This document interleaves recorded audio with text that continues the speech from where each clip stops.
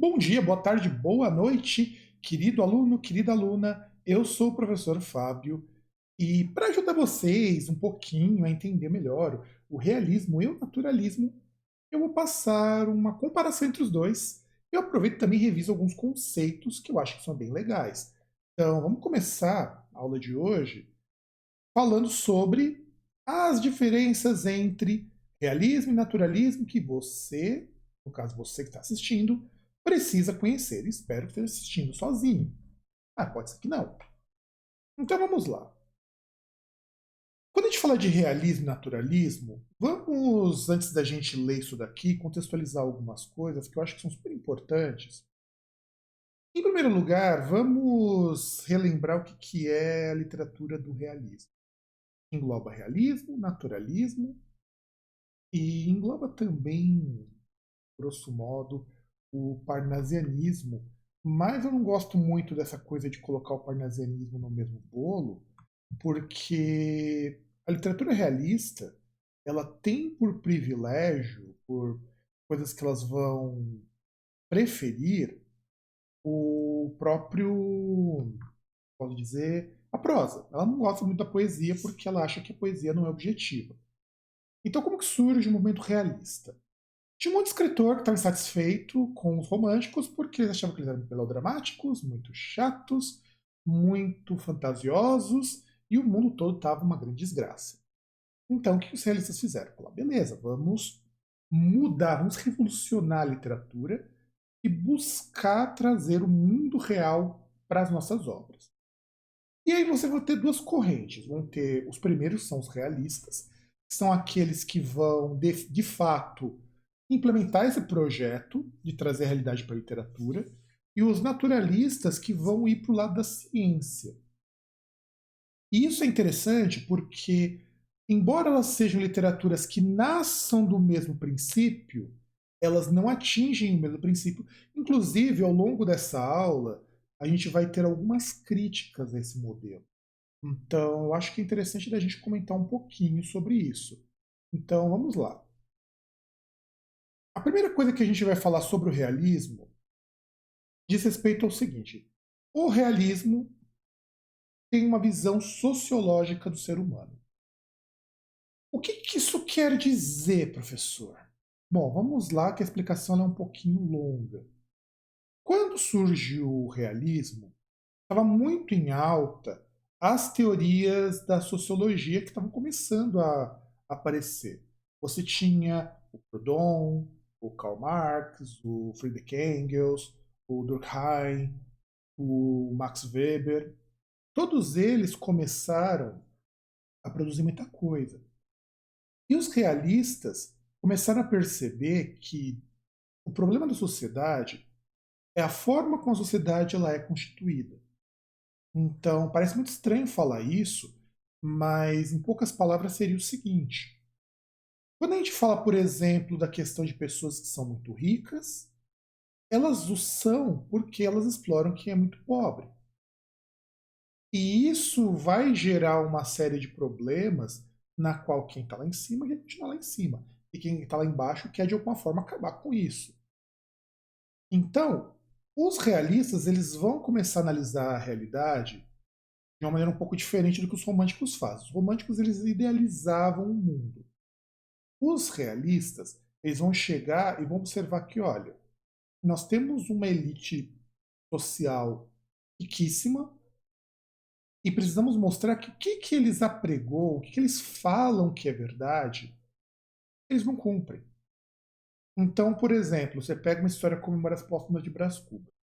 O Brás Cubas o tempo todo debocha do próprio status que ele tem. Ele fala, olha, eu não preciso trabalhar, eu não preciso pagar pelas coisas que eu consumo, porque eu não sei nem o quanto que vale o dinheiro. Eu sou um cara extremamente hipócrita, sou fruto desse meio. Só que é um meio social. Ele nasceu em uma realidade a qual ser esse burguês, ter essa visão aburguesada de mundo, faz com que ele ignore todo o resto. Então, o que o realista leva em consideração? Ele leva muito mais a questão da classe social. Ele leva muito menos a sério a questão de quem são os pais, de coisas de caráter genético, por assim dizer. É diferente do que quando a gente imagina, por exemplo, mesmo hoje, é muito comum as pessoas pensarem que você é inteligente porque seu pai é inteligente. Isso é uma abordagem que os naturalistas vão abraçar.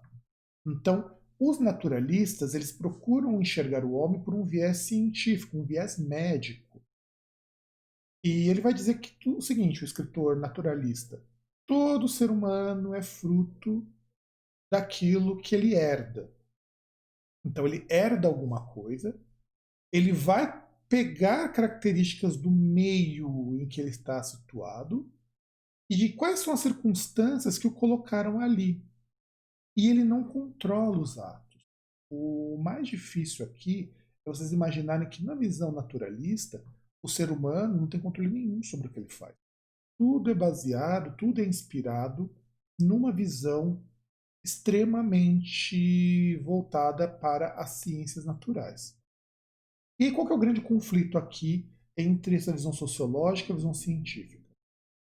Alguns críticos, mesmo na época do naturalismo, diziam que o naturalismo, por essa visão científica, por ele ignorar muitas vezes a questão social, questão de organização, não propunha algo que não fosse ao gosto da elite. Então, é muito parecido do naturalismo, a grosso modo, se a gente pensar naqueles programas policiais. Por quê? Aqueles programas mostram exatamente que o ser humano ele é daquele jeito porque ele teve uma família estruturada, porque ele estava no meio da pobreza, porque ele andava com más companhias. Só que ele não coloca que isso muitas vezes tem uma origem anterior.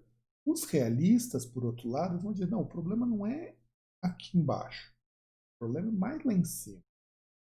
E quando você vai mais lá para cima, você percebe que a questão da violência, a questão da falta de ética, são coisas que são permitidas. Tanto que o naturalismo ele não coloca que as coisas são permitidas ou não, ela coloca que essas coisas são naturais. Do contrário do realismo, que elas são possíveis, o meio permite. E é aí que vai entrar a questão filosófica muito forte. No caso dos naturalistas, eles se baseiam muito em teorias extremamente deterministas. O determinismo deles é um determinismo biológico, é ligado ao neodarwinismo, que surge bem depois, ligado também às correntes filosóficas derivadas do darwinismo, daquelas derivadas das ciências médicas. Então, o naturalista ele é muito mais voltado para uma análise quase que clínica do ser humano. Ele tem aquela relação de causa e efeito. E aí, outra diferença importante entre os dois é o realismo, ele tem uma proposta de mudar a realidade. Ele acredita, o movimento como um todo acredita que é possível você mudar a realidade a partir dela mesma. E a literatura realista, ela tem que provocar uma reflexão crítica. É o que vai acontecer, por exemplo, com Memórias Póstumas de Brás Cubas. Quando o Brás Cubas ele descreve que ele passou um tempão sem trabalhar, ele debocha de muita coisa, se perde em coisas que são muito fúteis. Eu ia falar frivolidades, mas eu sei que talvez você não saiba o que seja frivolidades. Frivolidade é aquilo que é muito fútil. Então, ele se perdia nisso. A partir daquilo, o leitor começa a perceber, puxa, mas essa burguesia realmente é muito, não posso dizer, sem soar muito agressivo. Ela é extremamente hipócrita, ela é extremamente infantil. Então, quando a gente vai falar sobre a questão da mudança de social, ele espera que a pessoa lendo aquilo ela entenda que aquilo ali é um problema muito mais voltado para a questão social do que o problema ser com ele. Agora, o naturalista ele tem uma outra função na literatura. A ideia dele é como se aquilo fosse um fragmento da própria realidade. E a partir daquilo eu vou tentar entender como a realidade funciona. Parece muito com o realismo, mas aqui ele não usa a realidade como ponto de partida, ele faz um recorte da realidade. E esse recorte é trabalhado de acordo com o gosto, com a preferência do escritor. O Emile Zola, inclusive, num dos artigos dele, ele explica que a função do escritor é a mesma de um cientista. Então, vamos pensar no seguinte: por que a gente, quando está lá na escola, principalmente no ensino fundamental, a gente vê muitas daquelas experiências do tipo você pegar um tanto de água, colocar para ferver e medir a temperatura. Você vai notar que ela chega perto dos 100 graus, que é o ponto de ebulição. Ou você coloca água e óleo e vê que elas não se misturam. É claro que água e óleo não vai se misturar daquele jeito em situações normais, mas você utiliza aquilo para provar que são duas coisas que não se misturam. Mesma coisa que vai acontecer, você pinga um gotinho de detergente ali e você descobre que ele permite que a água e o óleo se misturem. E quebra aquela película do óleo que impede que se misture. Então, o que acontece? Quando você faz um experimento, você analisa coisas que são da realidade, mas você tem controle. No caso, o escritor tem controle. Então, ele que vai oferecer as variáveis. E isso serve para que ele comprove as teorias dele. É por isso que os romances naturalistas são chamados romances de tese. Porque tudo que o naturalista tem é uma tese a ser comprovada. E ela só vai ser comprovada por meio de um experimento, por meio da experimentação. Então, é diferente do realismo. O realismo ele não vai experimentar nada. Ele descreve assim, a realidade é desse jeito. A realidade ela é antagônica, a realidade ela é conflituosa. E a partir daqui você tem que entender como o mundo funciona a partir dessa história. Outra coisa, o realismo ele quase sempre vai enfatizar a classe burguesa. Por quê? A partir do momento que ele quer criticar uma classe social muito alta, ele consegue entender, mostrar, na verdade, para o seu leitor, o quanto que a realidade é moldada por essas classes, pela visão dessas classes. Então, é muito do que os próprios realistas diziam com relação ao romantismo. Por que os realistas repudiavam o romantismo com tanta força?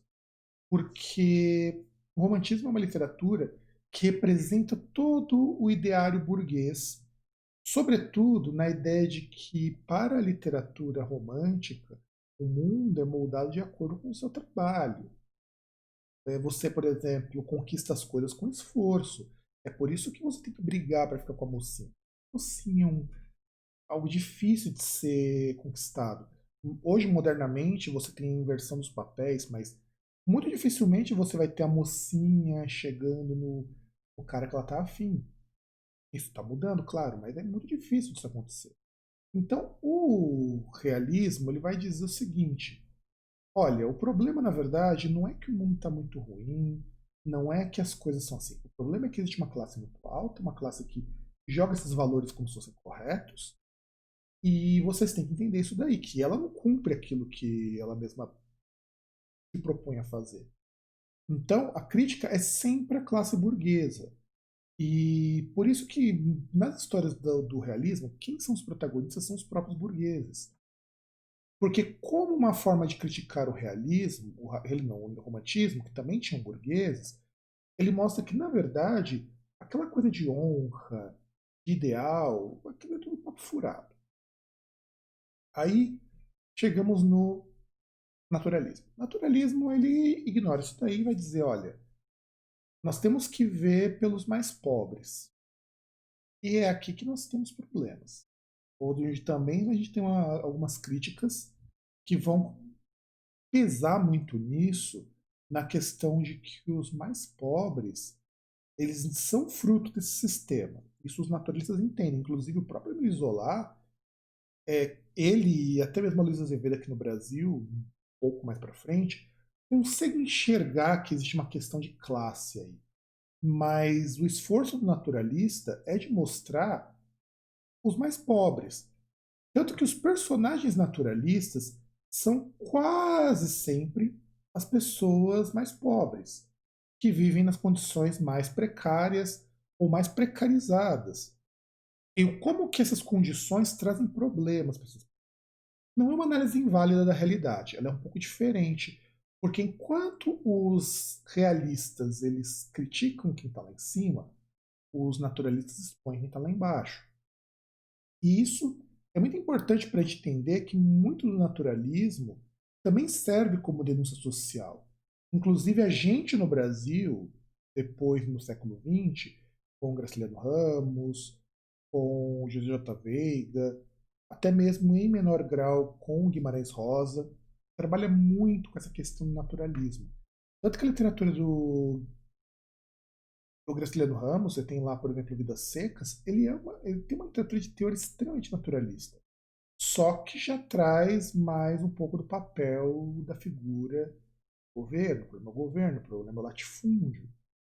Então a gente tem isso daí, coisa que não tinha com tanta força no naturalismo, pelo menos os outros autores. Tirando o Aloysio Azevedo, tirando o Emile Zola, todos os naturalistas se focavam muito em mostrar os mais pobres nas piores condições possíveis, e nessas condições possíveis eles vão desenvolver uma série de comportamentos que vão ser retificados, vão ser reforçados o tempo todo. E aí, aqui na verdade era para ter trocado o slide e eu acabei não trocando. Vamos lá. Preferência pelos temas morais. É agora que a coisa começa a ficar complicada. O realismo ele é um tipo de literatura muito moralizadora. E essa coisa da moralização no realismo tem muito a ver com a ideia do seguinte: não entenda moralização como aquela ideia cristã de que você tem uma moral a seguir. Não, não é isso. Nem o naturalismo nem o realismo caem nisso. É que a questão moralizadora é justamente mostrar os vícios morais, os vícios sociais dessas classes. Então, como o membro da elite ele tem valores, e esses valores o tempo todo são colocados à prova, mostrando que não fazem sentido, o, no caso dos escritores naturalistas, a preferência se dá pelos temas mais ligados justamente à pobreza. Por exemplo, o realista jamais vai trabalhar com questões como alcoolismo, homossexualidade, que aparece muito no naturalismo, questões de preconceito social. Isso, o realismo ele entende que isso já está dentro da própria existência da classe burguesa. O preconceito é ligado a uma questão de classe. Então, eu não vou ficar reforçando o tempo todo aquela questão de que há um problema de classe social. Tanto que o Machado de Assis, quando mostra a relação burguesa entre um Brás Cubas e o seu empregado, ele ocupa muito pouco espaço. Mas é o suficiente para a gente entender como isso aqui funciona.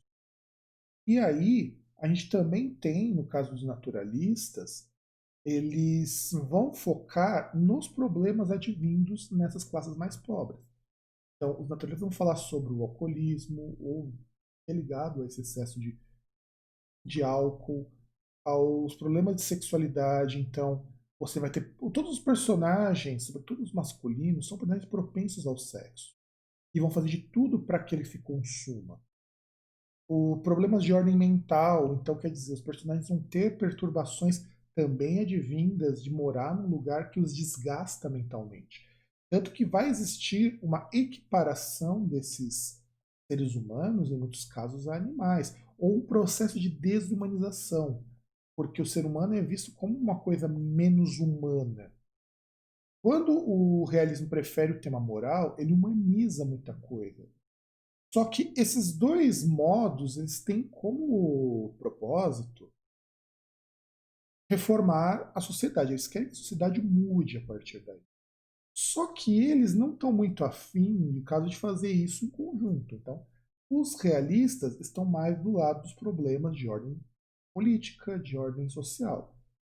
E os naturalistas focam muito nos resultados, eles não estão muito preocupados em como eles chegaram ali.